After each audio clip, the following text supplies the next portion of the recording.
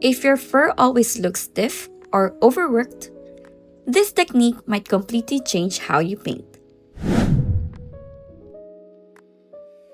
I start by spraying clean water onto the paper using a spray bottle.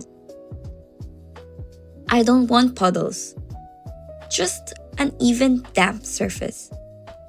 Then, I take my largest brush and gently spread the water across the paper. This helps the paint move smoothly and prevents harsh and hard edges later on. Now, I load my large brush with black watercolor paint. I paint the cat shape directly on the paper. I'm not outlining or correcting anything. I just place the brush down, apply gentle pressure, and lift.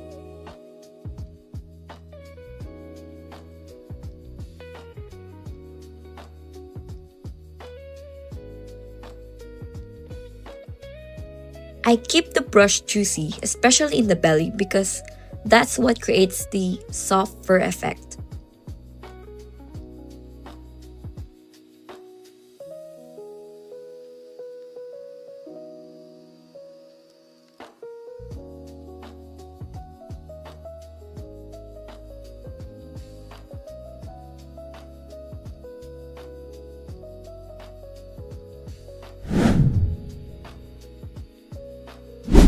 While the paint is still wet, I use a lifting technique to create lighter areas.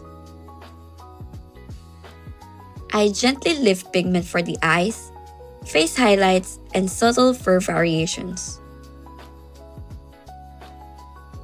I'm not scrubbing, just lightly touching the paper and letting the brush absorb the paint.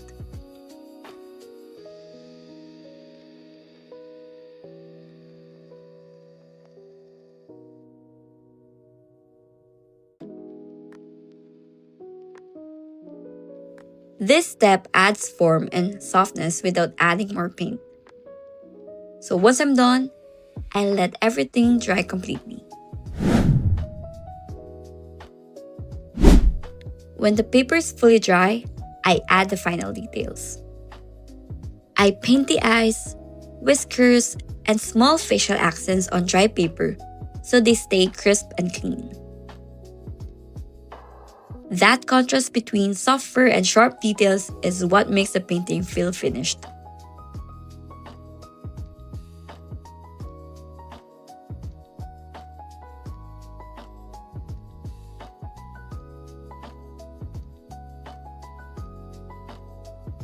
Overworking at this stage can take away the softness we just created.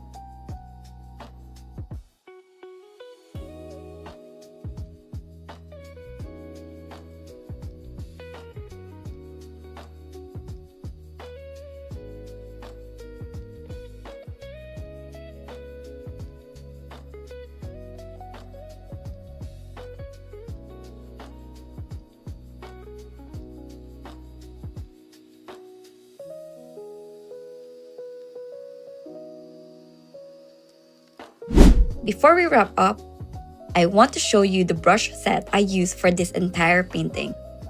This is the Kattvalk Craftamo Brush Set. It comes with 5 round brushes in sizes 2, 4, 6, 8, and 18, which is honestly all I needed for this piece. The brushes are made with cruelty-free tacked-on hair, so they hold a lot of water but still keep a really nice point.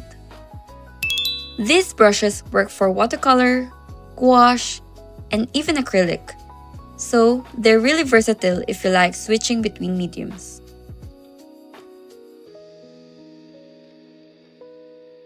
If you want to check them out, they're available now on our website at www.craftamo.com. This is a limited launch, so once they're gone, they're gone. And this is the finished painting. This technique is a great reminder that you don't need to paint every detail to make something feel alive. Sometimes, doing less gives you better results. If you enjoyed this, please like and subscribe for more tutorials. Thank you so much for painting with me, and see you on the next one.